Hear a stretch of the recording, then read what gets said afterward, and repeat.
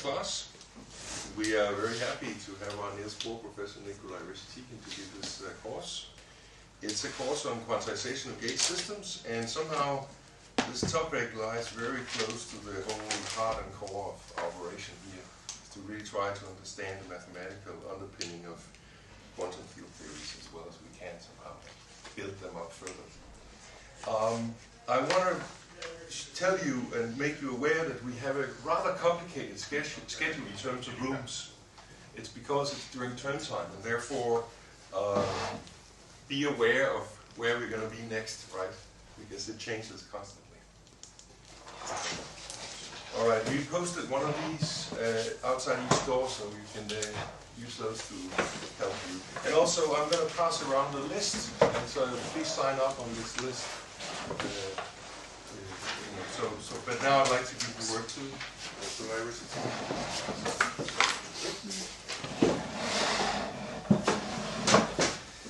So first of all, there is some reading for this course. These are the lecture notes that I think Yanni posted online, but the version that's posted online is an outdated version. So tonight there will be a new copy of the lecture notes on the web, and they more or less reflect the idea of the master course. Okay, so the schedule of the, so here's the list of topics that I will go through. So first I will recall Lagrangian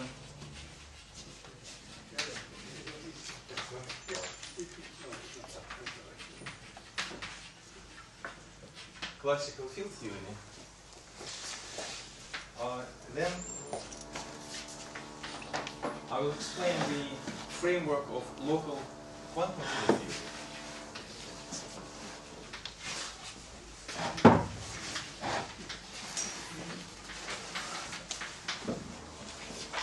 So in this description I will follow the outline that was given by Atiyah for topological quantum field theory and by Siegel for conformal field theory. But in fact this outline was kind of existed as a folklore a long time ago in statistical mechanics. So although people who are familiar with quantum field theory may not quite recognize quantum field theory sort of as it is taught in physics textbooks in this framework, but there is nothing really controversial about it. I will explain how it's really. Who invented this in statistical mechanics? I don't know. It was just, it's statistical mechanics for systems with the where the space has a boundary. So like teasing model with boundary conditions, with fixed boundary conditions, that's... So Baxter, for example, I mean, all these people we knew about it, yes. It was just, you can... Materialized. But it just materialized somehow. Yeah. You see, in this setting, it was useful. Yeah. In statistical mechanics, it's an observation that's rather trivial. These gluing axioms and all these things. The non-trivial thing in statistical mechanics comes in thermodynamical limit, where the gluing, where this setting starts to work actually non-trivially, but nobody studied this yet. So at the trivial level it existed before. At the non-trivial level, so these are the people who kind of formalized it. So then the path integral idea.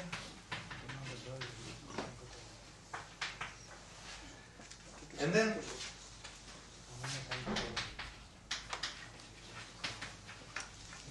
its implementation in as a semi-classical expansion. So the path integral idea, it's a certain idea how to make a construction that would realize this framework. the problem with this idea is that it's an integral over very infinite dimensional space. And then there is a question of how to actually define this integral, how to go beyond the idea. So there are several ways to do it, and the most obvious way is to replace it by finite dimensional integrals and then take the limit, and that's how people in constructive field theory approached it. So this approach, it's a rather formal approach based on Feynman diagrams. So we'll have a discussion of this. So, and then the main heroes of the discussion will be Young-Mills theory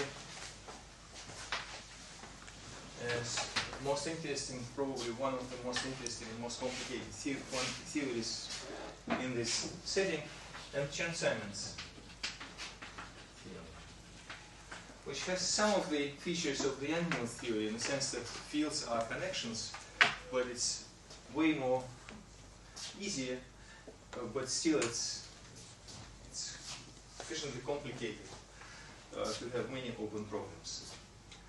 So let me start from the very beginning. So I want to outline the setting of classical Lagrangian field theory and give some examples. First, in all these subjects, we should choose a space-time category. So this masterclass is designed for mathematicians who wants to learn quantum field theory. So I will be more free sort of to use mathematical terminology than physics terminology. So kind of quantum field theory in this exposition may not be immediately recognized by physicists, but sort of after some work it will be recognizable. So a space-time category. Let me give some, instead of giving a precise definition, which will never work in the examples, I will give you a set of examples that will be relevant for these purposes. So, first example is topological category.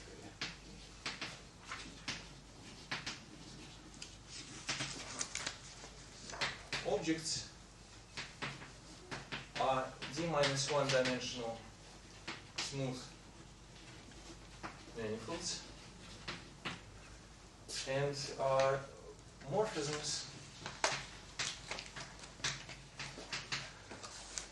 So basically it's a category of d-dimensional copolyisms. So if we have two d-1 dimensional smooth manifolds, the morphism between them is a d-dimensional manifold such that the boundary is so oriented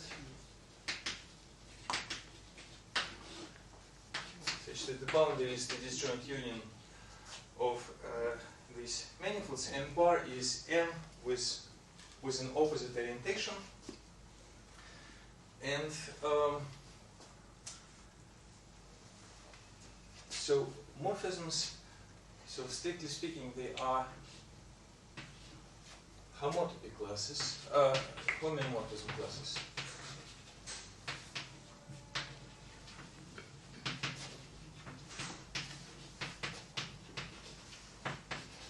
HMD with respect to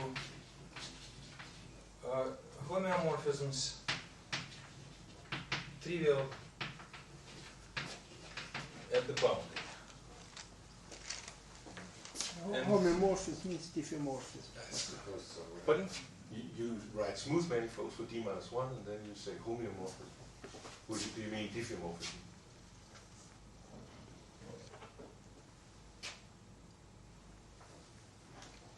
You mean topological manifolds? So M does M have a smooth structure here? M has a smooth structure. And it's supposed to be preserved under the equivalence, right? Yes. Right, so diffeomorphism. Diffeomorphism.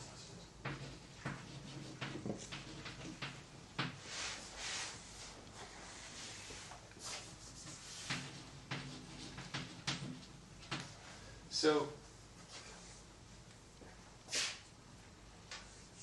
objects, morphisms, and compositions. And compositions is we take, say, if we have n1, n2, n3,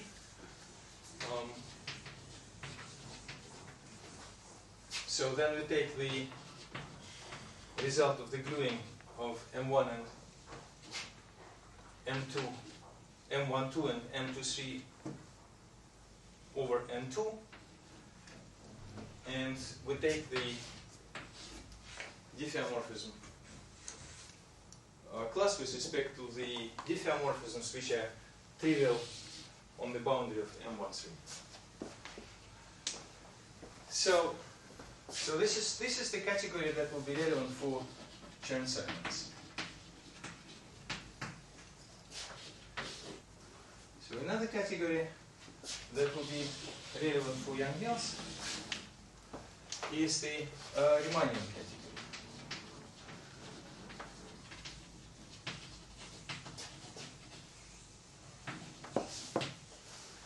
So again, objects are d minus 1 Riemannian.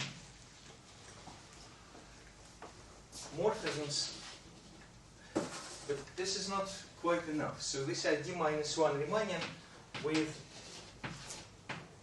d-dimensional color. So roughly speaking, you can think of this as sort of small cylinders, where this is the our object M, and the color extends M to d-dimensional cylinder, and the metric is flat in these directions. So then, this is really an outline. I don't want to give precise definition because that would take several lectures. And the reference for this is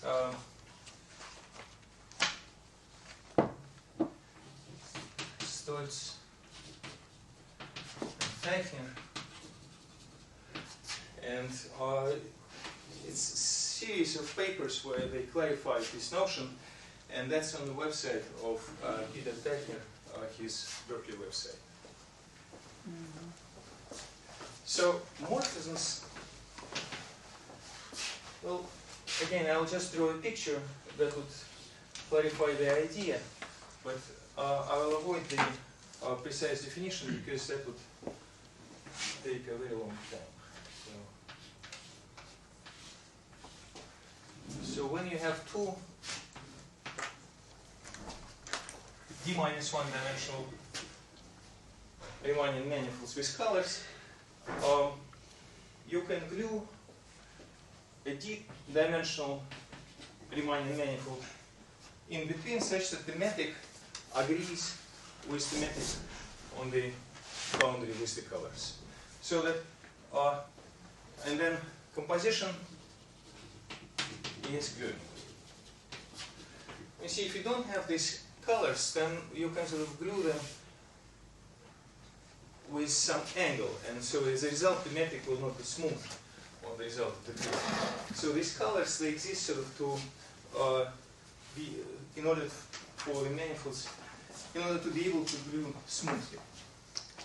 So this is the Riemannian category, but then in general, space-time category is something like this. So objects are usually manifolds, or d-1 dimensional manifolds, morphisms are d-dimensional manifolds, but in general there could be more structure.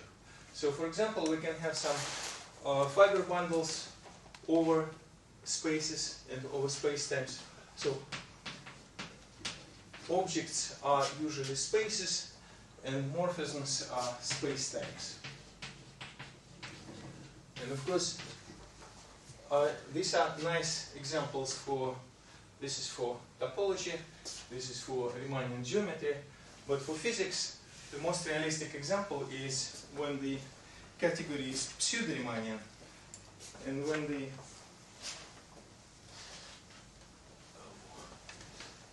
is it wet?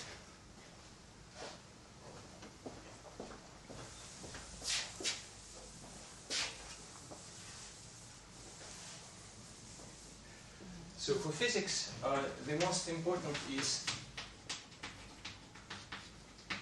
pseudo-Riemannian, and in this case, objects, and it's 3 plus 1 dimensional category. Objects are spaces, and which means 3-dimensional Riemannian with the pseudo-Riemannian colors. So I denote it by dots, and morphisms are 3 plus 1 dimensional pseudo-Riemannian. Pseudo-Riemannian simply means that there is a metric, but the signature of the metric is there are 4 positive eigenvalues and 1 negative. And the boundary is of a morphism, again, the union of 2 Riemannian manifolds. So pseudo-Riemannian, these are like pseudo-Riemannian cylinders.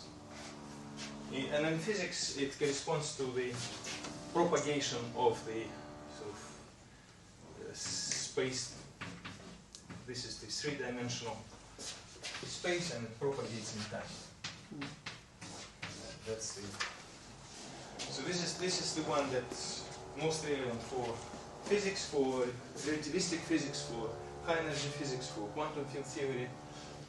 This category also has lots of relevance to physics.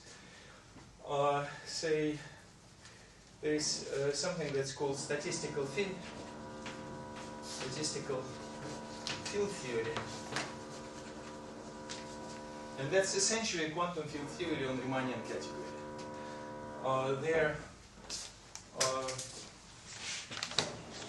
So far these are just words, but then on the examples I will say more about. So any questions so far? Listen, this color, the metric is always a product metric. Yes. That's right. Yeah. So It's a pullback, yeah, plus yeah, but I mean, you could imagine that you allowed some tilting. Yeah, but you don't. Let's not discuss now. This is the reference. Okay. And I will provide the exact reference on the website, of course. So, and actually there is an exact reference here in this lecture notes. So, so now,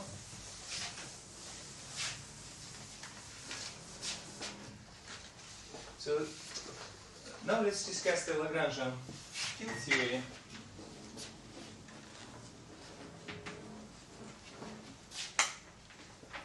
Do we have a dry eraser? Because with this one, you might have one just now.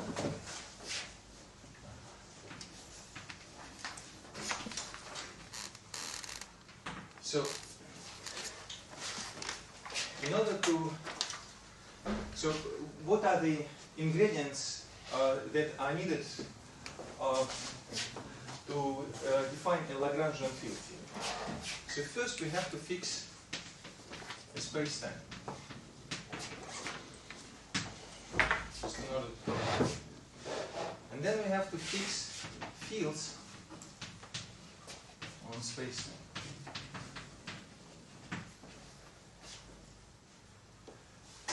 And then we have to fix the Lagrangian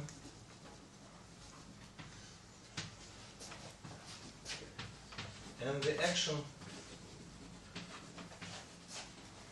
functional. And then once we have all this, we have to fix boundary conditions.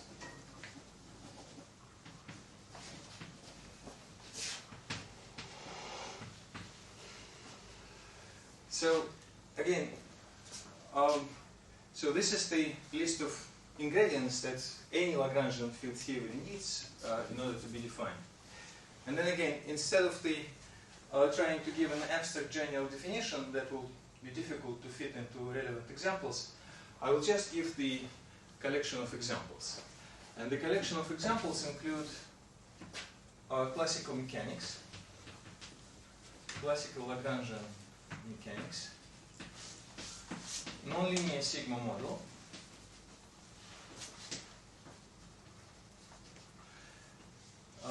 Young-Mills and Chern-Simons.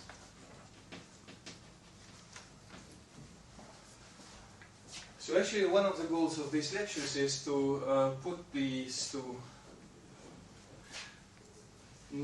well, I think these are the most interesting theories, but it would be nice, it's nice to have them in the general framework of quantum field theory. So, so this is why we will talk about classical mechanics and nonlinear sigma model as well, quantum mechanics and quantum nonlinear sigma models. Okay, so let's start with classical mechanics.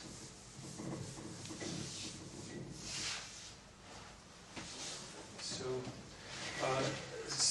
these lectures are aimed at graduate students and at first year postdocs.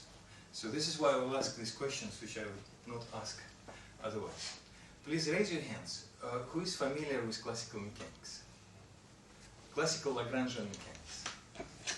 Then don't be shy, like this. Okay. So I'll go slow through this subject, but not extremely slow. So if it will be too fast for somebody, we can have discussions of the missing details after the lecture. So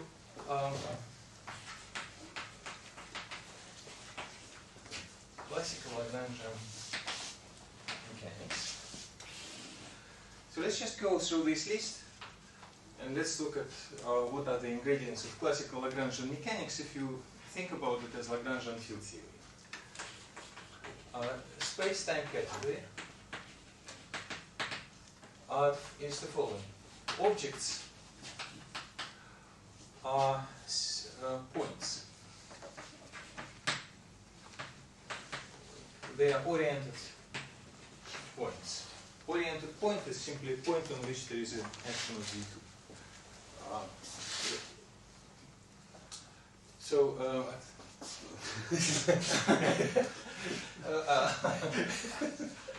Morphisms,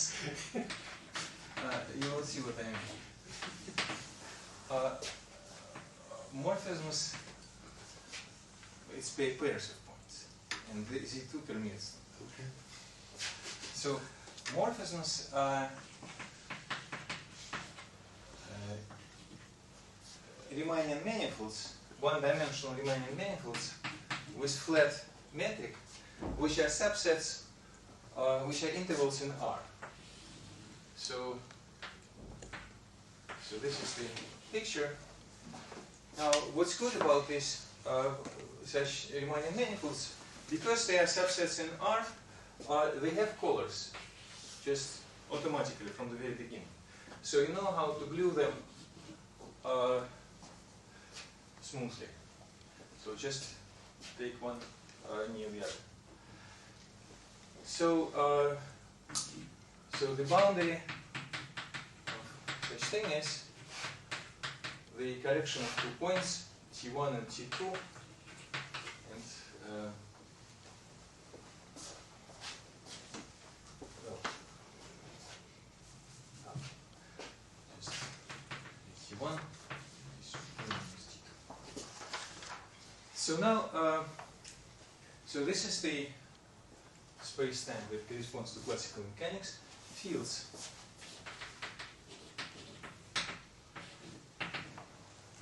They are maps from continuous maps from an interval.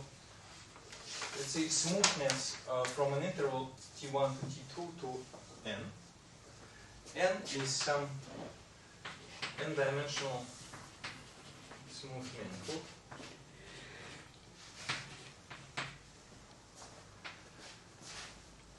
And then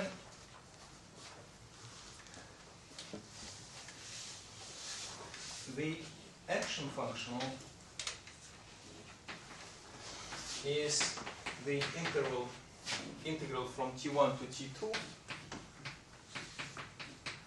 of this. It's a functional on the set of paths, on the set of such maps, given by this formula, where L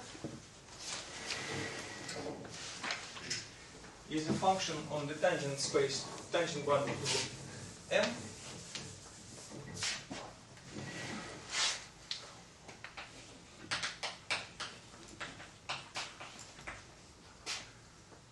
and in principle, classical Lagrangian mechanics describes the dynamics on R.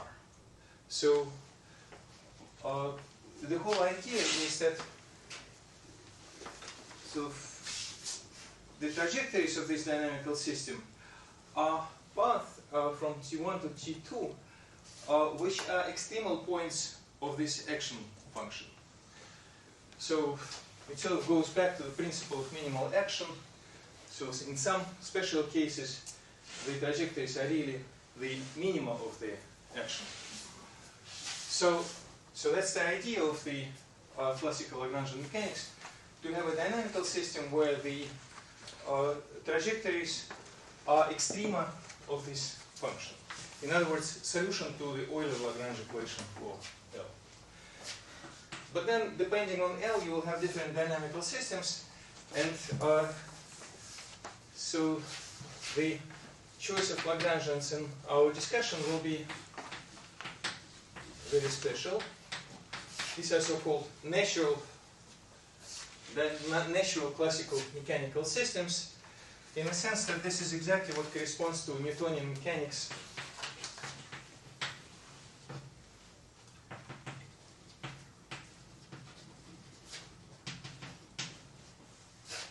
on a Riemannian manifold N, and this is thematic on N. So I made an assumption now that N is not just a smooth manifold, but a Riemannian manifold, and this Riemannian structure is just part of the definition of the Lagrange. V is some smooth function on N, and in local coordinates,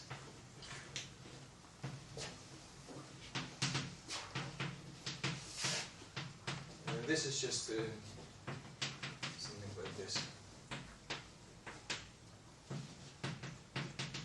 From 1 to n, so local coordinates are x1, so q1 to n, and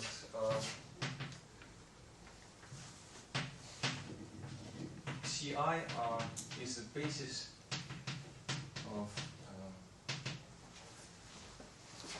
so this belongs to the tangent space at the point Q. And this is the metric.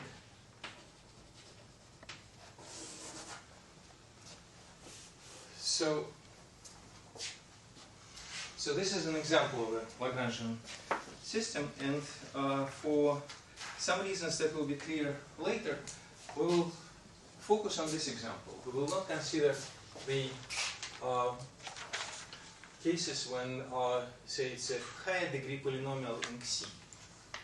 Although from the point of view of classical mechanics, there is no reason to, why should we consider only the quadratic polynomials, though exactly this case corresponds to Newtonian mechanics. Abstractly, we can choose some higher degree structures. But for some reasons, when we will pass to the quantum world, this quadratic case is really special. Okay, so this is the Lagrangian. So then, classical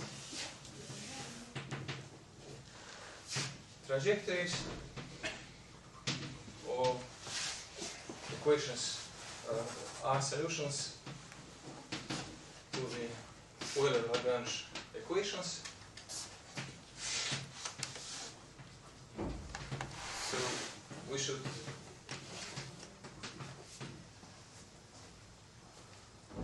equate to 0 the first variation of the action functional. And let's do this exercise. Let's see what we are. So it's the integral from t1 to t2. And then I should take the variation of 1/2. I'll do it in coordinates.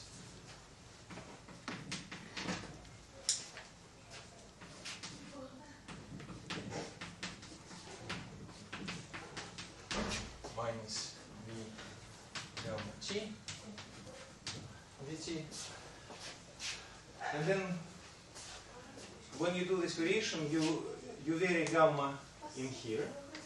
Then you also vary gamma in here, and you vary gamma in here. All these things, they contribute.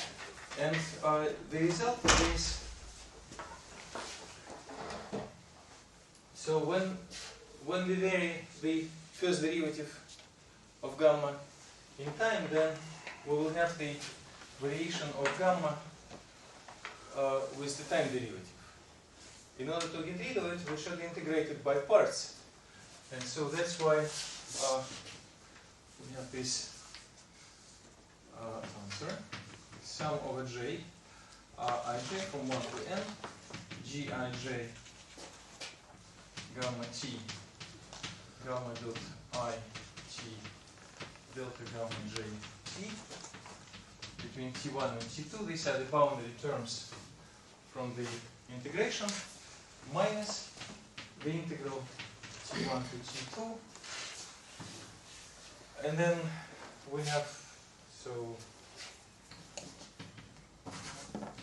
g dt, gij gamma t, d gamma.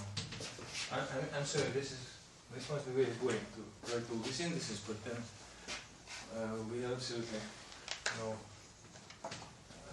possible ambiguities.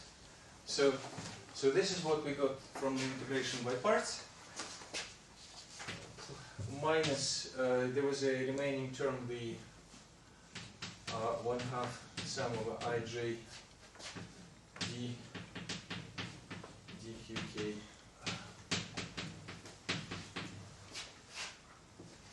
plus dv dqk on gamma times delta gamma I t dt, and that's the first variation of S.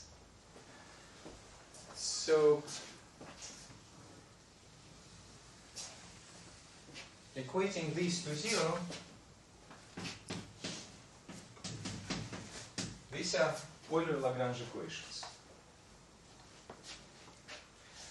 So if the determinant of G is not equal to 0, and this is certainly the assumption here, because it's a Riemann-Gaussian, that it's a Riemannian metric, so it's a non-degenerate second order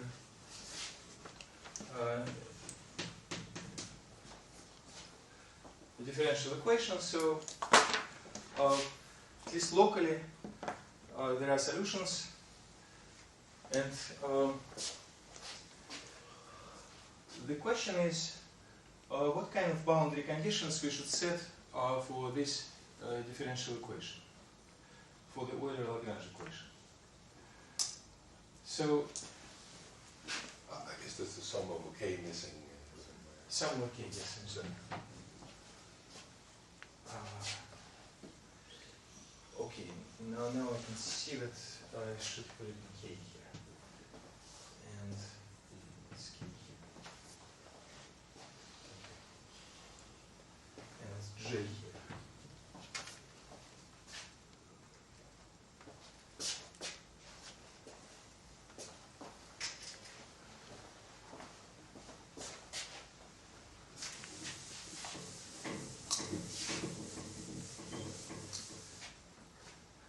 So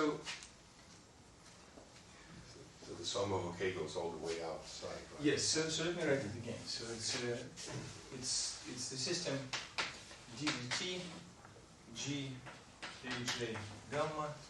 Gamma is the function of t that we want to find. Gamma j dt minus 1/2 sum over ij. Here it is sum over j from 1 to n. d gij dqk gamma dot I gamma dot j plus gamma equals 0, and here k goes from 1 to n. So you see that it's a second order differential equation. It's a non-linear second order differential equation, but locally, because G is non-degenerate, it has solutions. So really the question is now how to set the boundary conditions. And what we see from this formula is that on solutions to Euler-Lagrange equations, the variation of gamma is still non-zero. It's given by boundary terms. It's sum over ij, gij gamma t, gamma dot it delta gamma t between t1 and t2. So now we should set boundary conditions in such a way that first, generically, they would fix the solution here, one or finitely many solutions to this differential equation, and we also want this variation to vanish with this boundary condition so that solutions to this differential equation with the right choice of boundary conditions would really be extrema of this functional, and with these given boundary conditions, there would be finitely many of them. So this is the idea. So that it would define the classical trajectories. And an example of such boundary conditions, and we will see later on what's the general structure of such boundary conditions, are Dirichlet boundary conditions. And they simply say that we fix gamma t1 to be q1, gamma t2 to be q2. So then, from the general theory of ordinary differential equations, we know that for generic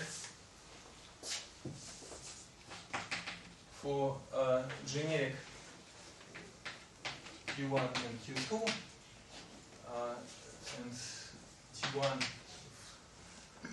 close to T2 in order to avoid all sorts of possible singularities, there exists finitely many solutions.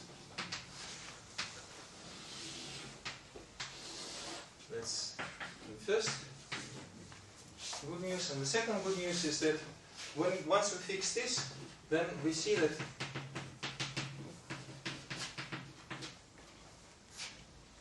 if we will vary, or if we will do these variations with these fixed boundary conditions, the variation of the path at the boundary will be zero.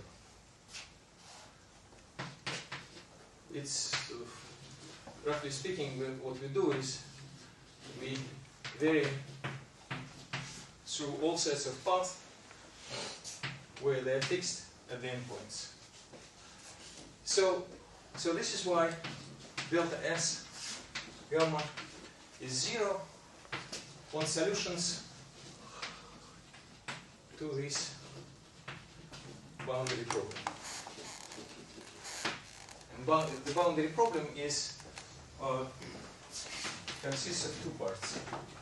First, the differential equation, and second, the choice of boundary conditions. So this is, and because of this, we have finitely many trajectories between two generic points, and these are the trajectories of this Lagrangian dynamical system. So basically, that's the idea of classical mechanics, of the Lagrangian approach to classical mechanics. We interpret Newton's equations of motion, and these are Newton's equations, as extrema of the action function. So that's the point. So this is yeah. How about some coffee? Is that a good point to break? It's yeah, sure. Okay. So what should be the schedule? 45 minutes. So 45 minutes. Therefore, So, we so wrap I was aiming at an hour. Okay. Yeah. So let's have. Okay.